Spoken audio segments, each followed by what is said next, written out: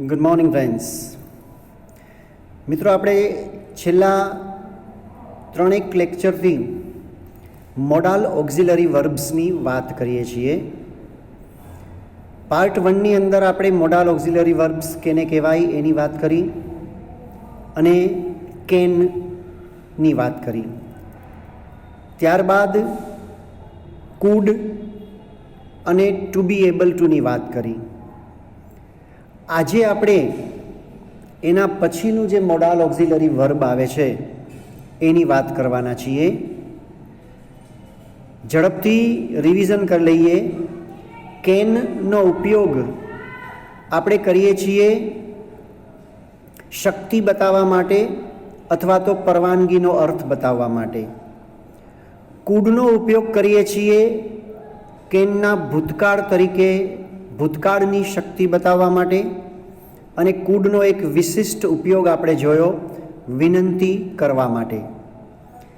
ત્યારબાદ two be able to એ શક્તિ બતાવવા માટે ત્રણે ત્રણ કાળમાં વાપરી શકાય એવી આપણે વાત કરી, જેમાં વર્તમાન કાળની અંદર એમ ઇઝ આર પછી એબલ ટુ મૂકો, ભૂતકાળમાં વોઝ કે વર પછી એબલ ટુ મૂકો, અને ભવિષ્યકાળમાં શેલ બી કે વિલ બી પછી એબલ ટુ મૂકવાનું હોય. આ આપણે શીખ્યા.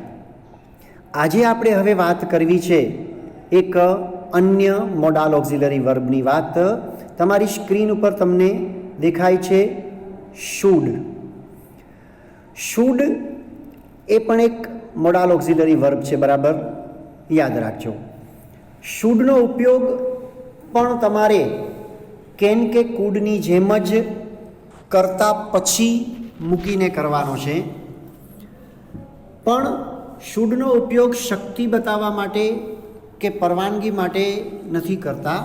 પણ એનો ઉપયોગ શું છે આપણે સ્ક્રીન ઉપર જ વાંચીએ.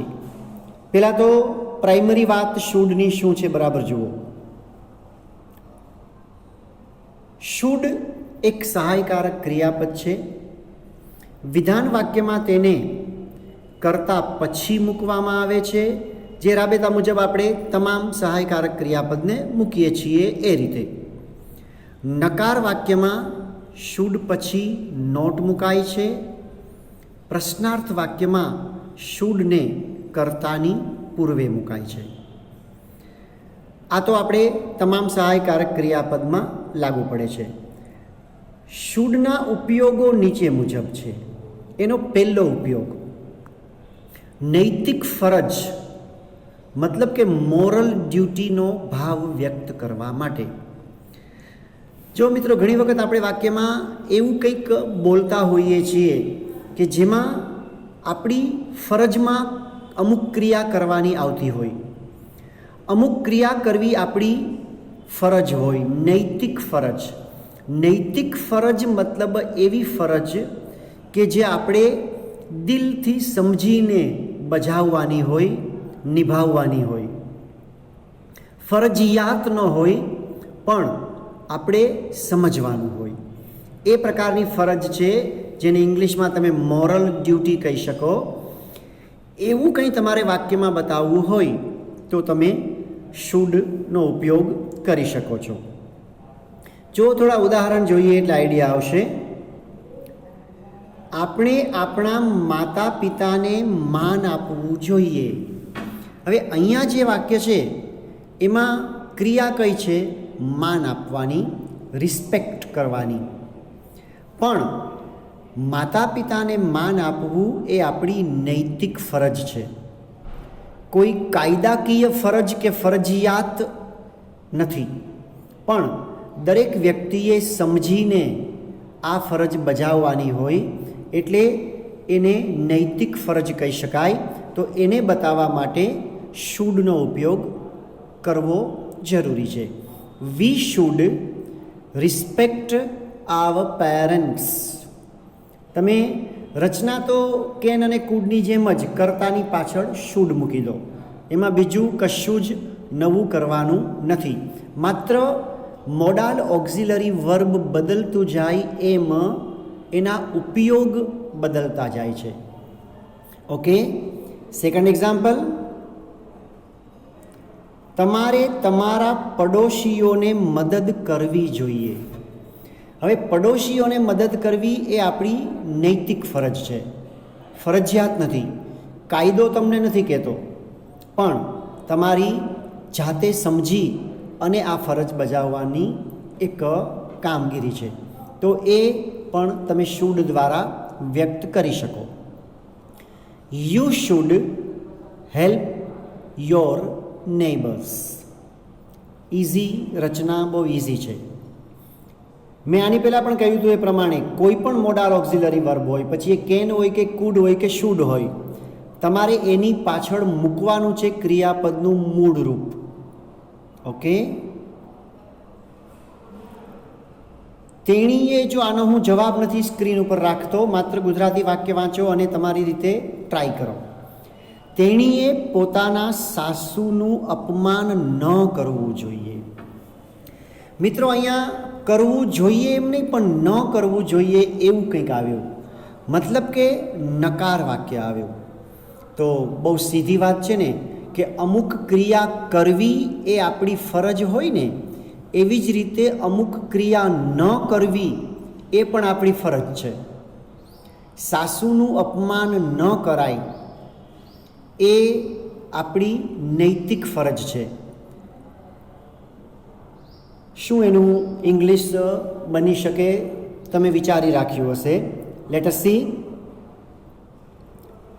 She should not insult her mother-in-law. Insult કરવું મતલબ કે અપમાન કરવું. મિત્રો, બરાબર યાદ રાખજો, એ શબ્દ છે ઇન્સલ્ટ, ઇન્સર્ટ નથી. ઘણા વિદ્યાર્થીઓને બહુ ખબર નથી હોતી અને એટલે ઇન્સર્ટ કર્યું એમ કહે છે. ઇન્સલ્ટ કરવાનું નથી, ઇન્સલ્ટ કરવાનું છે. ઇન્સલ્ટ શબ્દ તો આપણે જ્યારે કપડામાં ઇન્સર્ટ કરીએ છીએ એને ઇનશર્ટ કહેવાય, મતલબ શર્ટને અંદર નાખી દેવું, દેટ ઇઝ ઇનશર્ટ. પણ અહીંયા ઇન્સલ્ટ છે. મધર ઇન લો, સાસરા પક્ષના કોઈ પણ હોય એને ઇન લોઝ તમે કહી શકો. લો મતલબ કાયદો કે કાનૂન. કાયદાની દ્રષ્ટિએ જે મધર સમાન છે, માતા સમાન છે, એને સાસુ કહેવાય. એટલા માટે મધર ઇન લો. એવી જ રીતે આગળ શબ્દ બદલતા જાઓ, પાછળ ઇન લો રાખી મૂકો, એવા શબ્દો તમે બનાવી શકો. ફાધર ઇન લો મતલબ પિતા સમાન જે છે, પિતા સમાન છે એ સસરા. Brother in law, sister in law, son in law, daughter in law, આવા બધા જ શબ્દો તમે જાણતા હશો. ઓકે, નેક્સ્ટ એક્ઝામ્પલ ઉપર જઈએ. આપણે આપણા શિક્ષકોની આજ્ઞા પાળવી જોઈએ. અહીંયા હવે એક ઉદાહરણ આવ્યું પ્રશ્નાર્થ વાક્યનું. પહેલાં બે ઉદાહરણ હકાર વાક્ય છે, ત્રીજું ઉદાહરણ નકાર વાક્યનું છે, અને હવે આ ઉદાહરણ છે પ્રશ્નાર્થ વાક્યનું. હવે આપણો નિયમ જ છે કે પ્રશ્નાર્થ વાક્ય બનાવવું હોય ત્યારે સહાયકારક ક્રિયાપદને આગળ લઈ લેવાનું. તો શુડને અહીંયા આપણે આગળ મૂકી દઈશું કર્તાની પણ પહેલાં. એટલે જો વિધાન વાક્ય હોય તો વાક્ય આમ હોય, વી શુડ ઓબે આવર ટીચર્સ. પણ અહીંયા પ્રશ્ન છે એટલે શુડ વી ઓબે આવર ટીચર્સ, મતલબ આપણે આપણી જાતને પ્રશ્ન પૂછીએ છીએ કે આપણે આપણા શિક્ષકોની આજ્ઞા પાળવી જોઈએ. આજ્ઞા પાળવી મતલબ ઓબે કરવું. એનો વિરોધી શબ્દ ડિસઓબે, આજ્ઞાનું ઉલ્લંઘન કરવું અથવા તો આજ્ઞા ન પાળવી.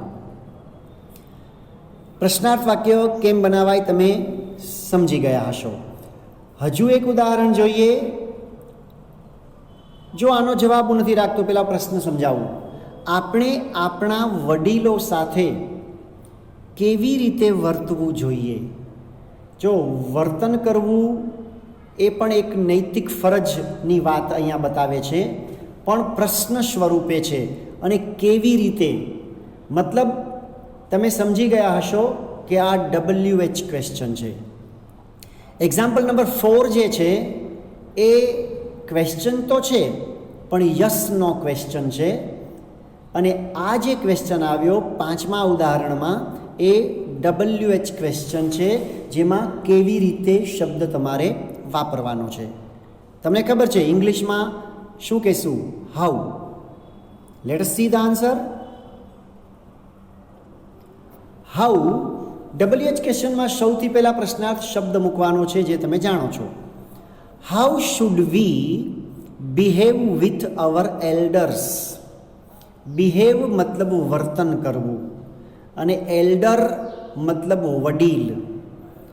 આપણા જે વડીલો હોય એને એલ્ડર કહેવાના, એટલે અહીંયા બહુવચન છે એલ્ડર્સ. તો આપણા વડીલો સાથે કેવી રીતે વર્તન કરવું, કેવી રીતે વર્તવું જોઈએ. આ ઉદાહરણ WH ક્વેશ્ચનનું ઉદાહરણ. આગળ વધીએ.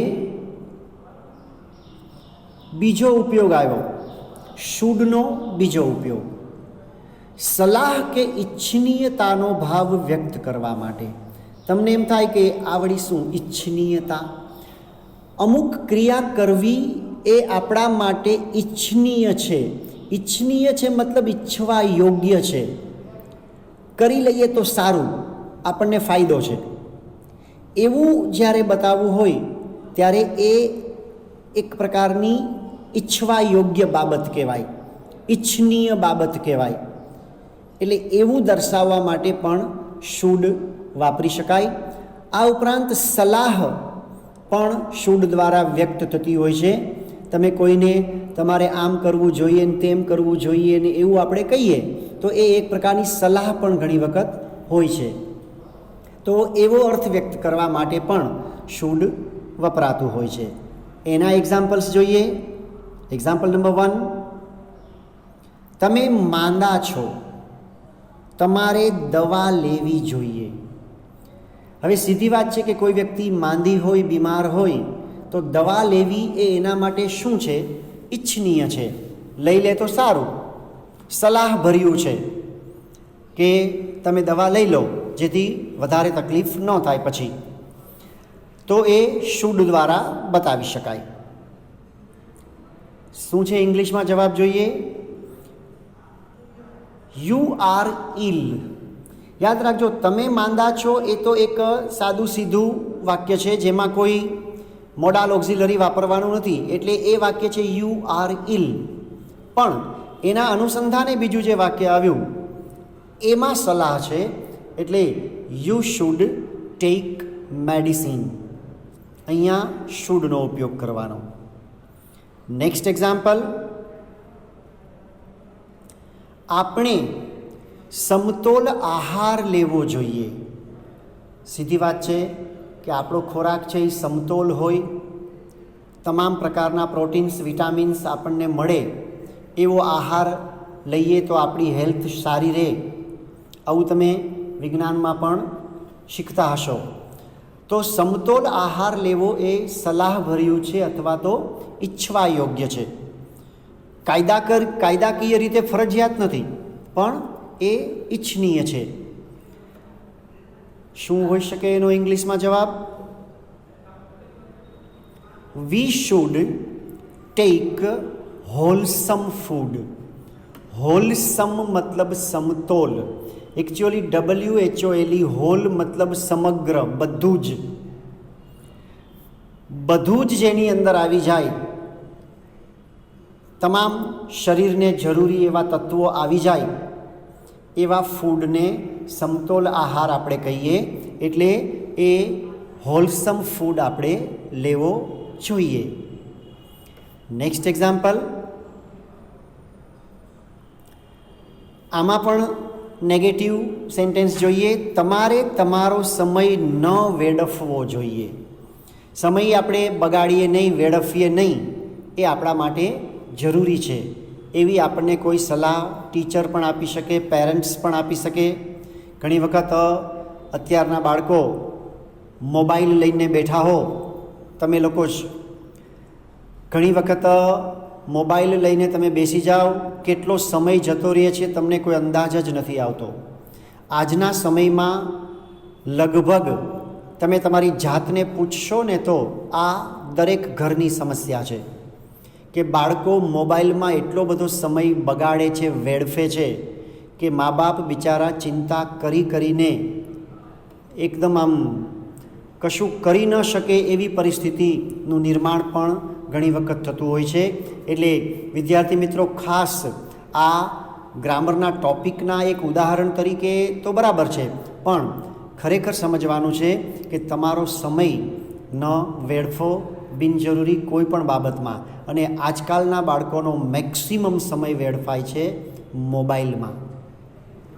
અને એક વસ્તુ યાદ રાખજો, જે વ્યક્તિ સમયની કિંમત ના સમજે એની જીવનમાં ક્યારેય પ્રગતિ નથી થતી. તમે જીવનમાં આગળ વધવા માગો છો, કંઈક બનવા માગો છો, કંઈક પ્રગતિ કરવા માગો છો, તમારા પરિવાર માટે કંઈક કરવા માગો છો, તમારા ભવિષ્ય માટે તમે કંઈક કરવા માગો છો, તો સૌથી પહેલાં તો એક જ કામ કરો, સમય વેડફો નહીં. મોબાઈલ અત્યારે બરાબર છે કે આ ઓનલાઈન તમારે ભણવાનું છે, પણ એ જે ભણવાનું છે એટલો સમય તમે તમારી પાસે મોબાઈલ રાખો.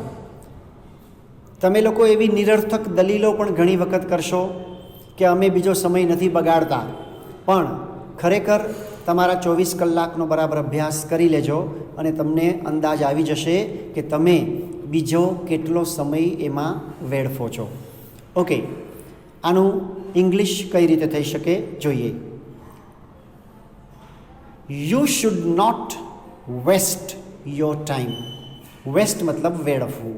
તમારે ટાઈમ વેડફવો ના જોઈએ. નકાર વાક્ય છે એટલે શુડની પાછળ નોટ આવ્યું.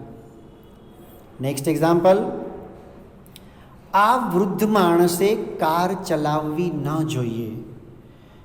બહુ જ મોટી ઉંમર થઈ ગઈ હોય, વૃદ્ધ થઈ ગયા હોય અતિશય, હાથ પણ થોડા કદાચ ધ્રુજતા હોય, એવા ટૂંકમાં કોઈ વૃદ્ધ માણસને તમે કાર ચલાવતા જુઓ એટલે તમે એમ કહી શકો કે ભાઈ આ વૃદ્ધ માણસે કાર ચલાવવી ના જોઈએ. મતલબ એ ઈચ્છનીય નથી, પોતાના માટે પણ ઈચ્છનીય નથી, અને અકસ્માત થાય તો બીજા લોકોને પણ નુકસાન થઈ શકે, એટલે એણે કાર ચલાવવી ના જોઈએ.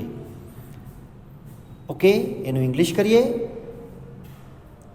This old man should not drive a car.